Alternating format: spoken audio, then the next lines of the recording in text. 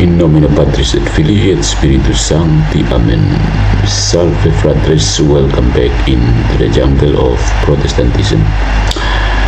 Untuk katekese kali ini saya mengajak kita untuk membaca reaksi Protestan terhadap dokumen terbaru Mater Populi Fidelis. Ya. Pada bagian pertama saya akan menjelaskan bagaimana seharusnya orang Katolik membaca dokumen tersebut, dan pada bagian kedua saya akan mengajak kita untuk melihat, mengkritisi cara baca Protestan yang sok tahu itu. Oke, vámonos. Vámonos. Jadi ada seorang apologet yang cukup terkenal. Kamu bisa baca penjelasannya yang begitu bagus, beberapa penjelasannya seputar dokumen Mater Populi Fidelis. Mater Populi Fidelis. Apologet Katolik tersebut bernama Shameless Popery atau Josh Meyer. Ya, dia punya penampang Shameless Popery. Nah, dia mencoba menjelaskannya dengan dia lebih fokus pada penjelasan teologis dan pastoral terhadap keputusan Vatikan mengenai istilah Coredemptrix dan Mediatrix dalam dokumen Mater Populi Fidelis yang dikeluarkan oleh Diskateri Ajaran Iman (DDF). Nah, ini bukan penjelasan panjang lebar ya. Mari kita lihat poin-poin inti dari dokumen tersebut sehingga orang Katolik bisa paham setidaknya apa sih isi dokumen tersebut, jangan terpengaruh oleh hoax Protestan di luar. Yang pertama, latar belakang teologis dari dokumen tersebut. Sejak awal, saudara-saudari, sejak awal gereja, Maria diakui sebagai Theotokos, Bunda Allah, perawan suci, dan Hawa baru yang dengan ketaatannya mengurai simpul ketidaktaatan Hawa. Ya. Jadi kalau Hawa dicekik ular, Maria mencekik ular, begitu. Yang kedua, peran Maria dipahami sebagai kerjasama unik.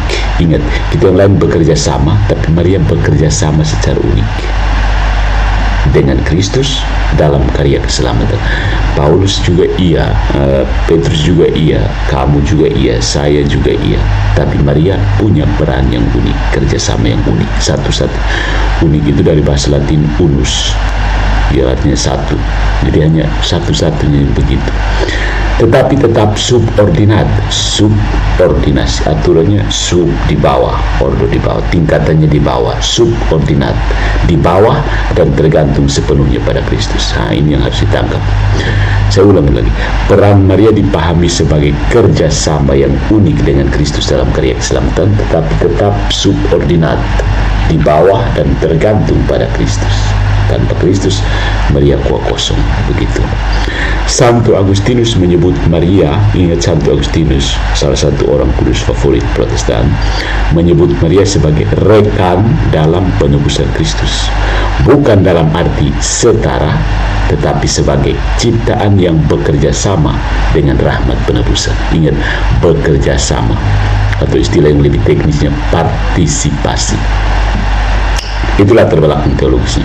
Yang kedua, arti dan evolusi istilah. Ya.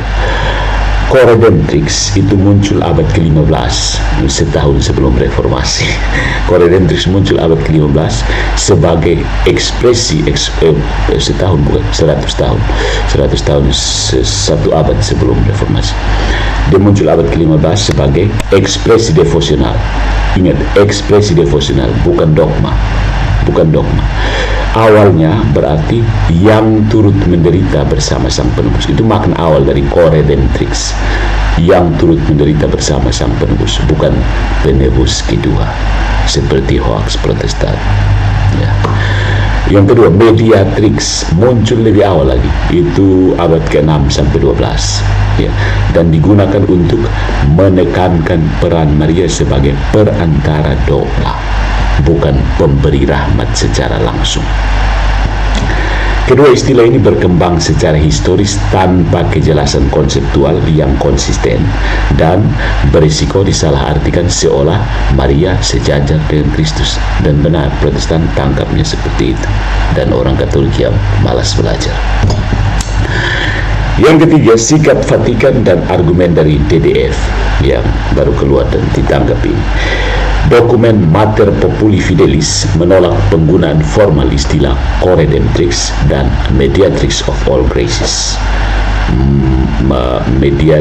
Mediatrix Gratium Omnium. Ya.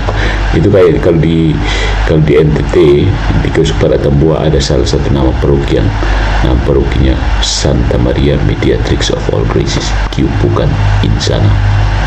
Nah, kenapa di penggunaan formalnya ditolak? Karena yang pertama, bisa mengaburkan peran tunggal Kristus sebagai satu-satunya penebus dan pengantar. Ini maksudnya secara epistemologis di manusia, dari segi kita yang belajar itu bisa kabur, ya. Bisa mengaburkan peran tunggal Kristus sebagai satu-satunya penebus dan pengantara. 1 Timotius bab 2 ayat 5. Yang kedua, membingungkan umat dan memerlukan penjelasan teologis berulang agar tidak disalahpahami. Ya. Nah, Maria memang memiliki peran penting dalam sejarah keselamatan. Dari Fiat pada kabar sukacita sampai Stabat Mater, dia berdiri di kaki salib. Tetapi perannya adalah kerjasama aktif dan maternal, bukan kodrat penebusan itu sendiri. Kenapa distingsi subtil seperti ini kurang dicermati oleh orang-orang anti Katolik, termasuk Protestan yang anti Katolik? I don't know, karena mereka punya agenda sendiri, bukan? Nah, yang berikut, apa alternatif yang dianjurkan?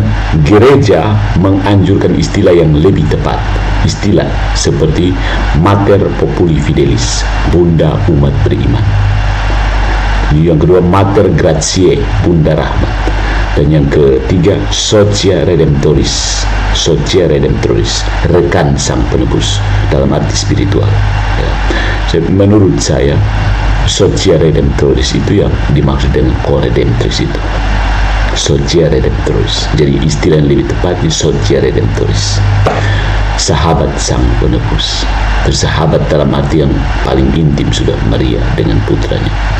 Fokusnya adalah peran Maria sebagai model manusia yang sepenuhnya terbuka terhadap rahmat dan teladan kerjasama dengan karya Kristus, bukan sebagai sumber rahmat. Nah, Protestan pasti akan menolak istilah-istilah ini kan, ya, Mater Populi Fidelis, Mater Gratiae, Socia Redemptoris. Mereka akan tetap menolak.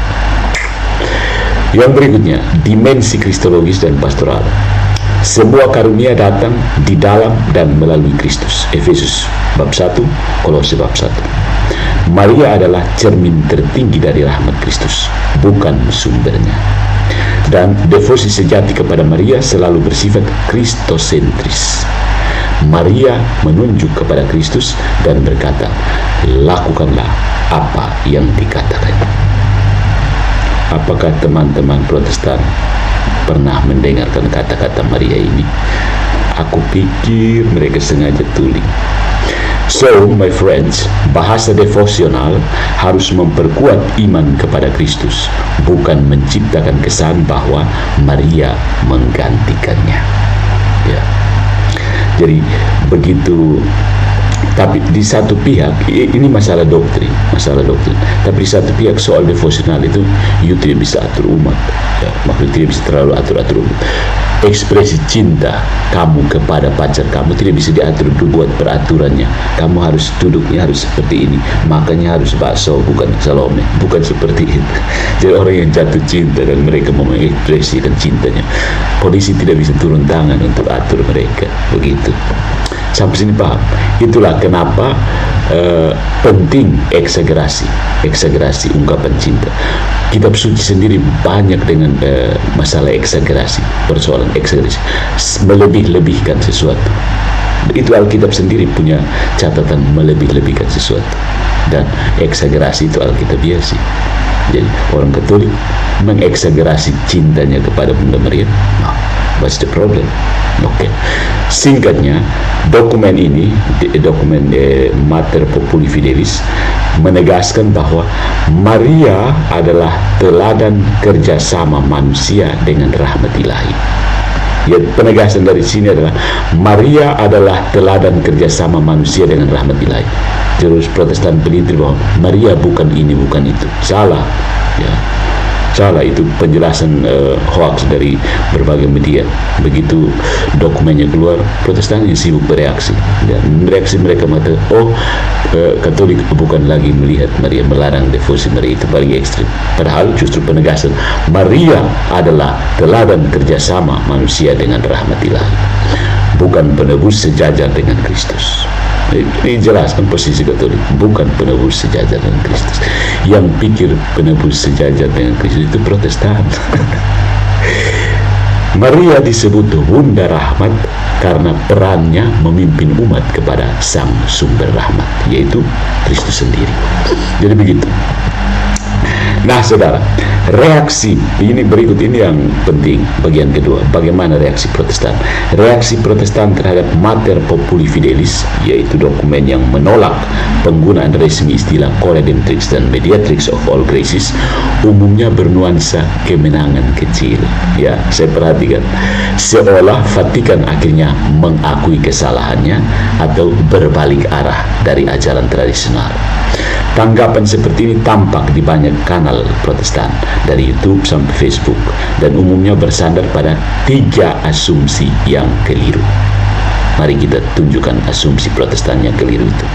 Yang pertama, asumsi bahwa Gereja Katolik mengubah doktrin. Protestan menganggap keputusan ini bukti bahwa Roma tidak konsisten, bahwa ajarannya bisa berubah sesuai zaman. Padahal dokumen tersebut sama sekali tidak mengubah dogma camkan, melainkan menegaskan kembali posisi klasik dari gereja. Hanya Kristus satu-satunya penebus dan pengantara. Ini bukan ajaran Protestan, ajaran Katolik yang dikopi Protestan. 1 Timotius bab 2 ayat 5. Yang kedua, Maria berpartisipasi dalam karya penebusan, bukan secara ontologis, melainkan melalui ketaatan dan iman. Bicara partisipasi dan ketaatan, Protestan blank. Itu adalah model manusia yang sepenuhnya terbuka kepada rahmat. Tidak bisa di Protestan karena mereka bejat total katanya. Ya. Gereja membedakan antara substansi iman yang tidak berubah dan bahasa teologis yang bisa disempurnakan. Jadi, yang diubah bukanlah isi iman, substansi tidak ada yang berubah, melainkan cara mengungkapkannya agar tidak disalahartikan.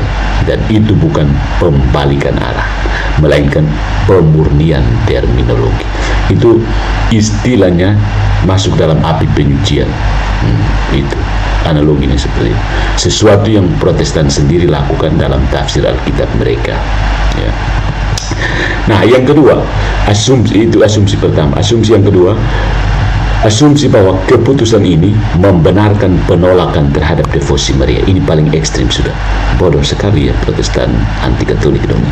Sebagian Protestan membaca dokumen ini sebagai justifikasi untuk menolak semua bentuk penghormatan kepada Maria. Padahal justru sebaliknya, dokumen ini mengafirmasi peran istimewa Maria dalam sejarah keselamatan, tetapi menempatkannya dalam proporsi yang benar, yakni subordinat dan partisipasi. Subordinat, subordo, tingkat di bawah, begitu. Dan partisipatif, mengambil bagian terhadap Kristus. Jadi Vatikan tidak sedang menurunkan Maria, melainkan memurnikan cara berbicara tentang dia agar tidak terjebak ke dalam sentimentalitas atau kesalahpahaman teologis. Jadi yang dipulihkan itu pikiran-pikiran manusia yang tidak jelas, macam Protestan anti Katolik dan begitu. Singkatnya, devosi tetap sah dan penting. Ya, silakan umat Katolik berdevosi, bereksagerasi dalam devosi, tidak apa-apa. Singkatnya, devosi tetap sah dan penting asal tidak menyaingi pusat iman kepada Kristus. Asalkan tidak menyaingi pusat iman kepada Kristus. Saya pikir kalau devosi Mariani kamu mengantar kamu kepada Ekaristi, berarti you berada di jalan yang benar. Begitu. Tapi di luar tidak ada Ekaristi, tidak ada devosi, apa yang terjadi? Bible study doang tidak menyelamatkan. Berhenti. Begitu. Berhenti baca Alkitab dan masuk gereja Katolik.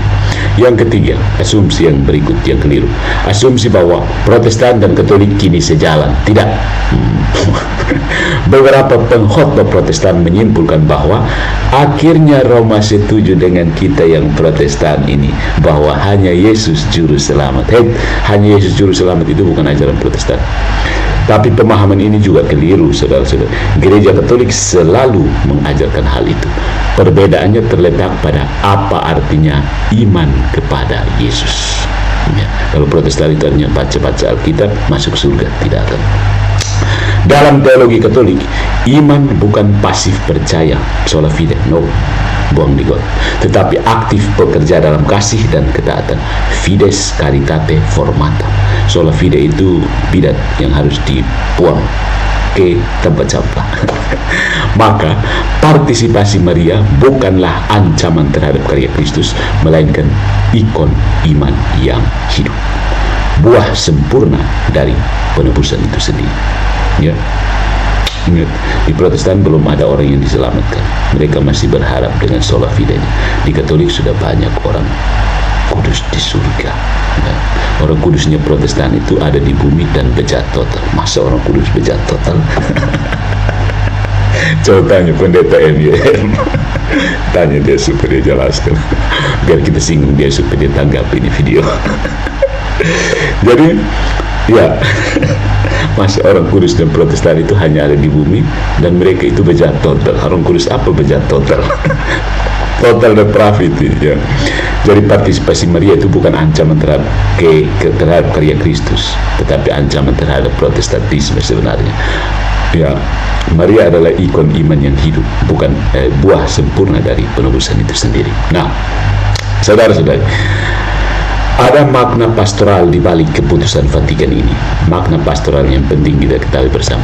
Gereja sedang menjaga umat dari kesalahpahaman yang sama dengan tuduhan Protestan, begitu. Yakni seolah Maria menyelamatkan tanpa Kristus. Jadi gereja sebenarnya menjaga supaya orang Katolik jangan berpikir seperti Protestan, begitu. Dengan menolak istilah-istilah yang ambigu, gereja menutup celah yang bisa dieksploitasi secara polemis. Ya, gereja berusaha menutup celah yang bisa dieksploitasi secara polemis oleh polemikus anti Katolik di luar sana. Ironisnya, hal yang dirayakan Protestan sebagai kekalahan Katolik justru menunjukkan kedewasaan teologis gereja yang berani membersihkan debu linguistik dari permukaan dogma agar kilau iman tetap tampak jernih. Son pakai bungkus-bungkus macam sola scriptura yang sebenarnya bukan sola scriptura. Ya, ini tantangan untuk teman-teman Protestan. Coba jelaskan sola scriptura. Sola scriptura itu bahasa Latin artinya hanya tulisan. Tapi penjelasan kamu, sola scriptura artinya bukan sola scriptura, bukan. Jadi itu A artinya bukan A sama dengan bukan A, artinya nol. So, kesimpulannya, saudara-saudariku, reaksi Protestan, baik yang sinis maupun yang gembira, menunjukkan betapa lemahnya pemahaman mereka tentang perbedaan antara dogma, teologi, dan devosi. Coba tanya mereka, apa perbedaan antara dogma, teologi, dan devosi? Sekali lagi, coba tanya yang teman-teman Protestan yang menonton video ini, tanya pengajar kamu, magisterium Protestan, apa itu dogma, apa perbedaan antara dogma, teologi, dan devosi. Yang orang Katolik juga cari tahu, ya. Saya tidak mengajarkan di sini biar kamu penasaran. Mater Populi Fidelis tidak menurunkan Maria, tidak menegaskan Protestantisme, dan tidak merevisi iman Katolik. Sorry to say. Yang dilakukan gereja hanyalah menegaskan kebenaran yang sama sejak awal. Segala rahmat datang dari Kristus. Maria hanyalah cermin paling murni tempat rahmat itu memantul. Dengan kata lain, Protestan bersorak karena salah baca. Katolik bersyukur karena klarifikasi ini meneguhkan kristosentrisme iman tanpa kehilangan devosi kepada bundanya. So, yang berdoa rosario gas terus, yang berkunjung ke Gua Maria gas terus, yang jungkir balik guling-guling di depan patung Bunda Maria gas terus, karena asalkan Kristus tetap menjadi pusat, dan ketika Maria mengantar kamu kepada Yesus Kristus, what's the problem? Keep calm and stay away from Protestantism.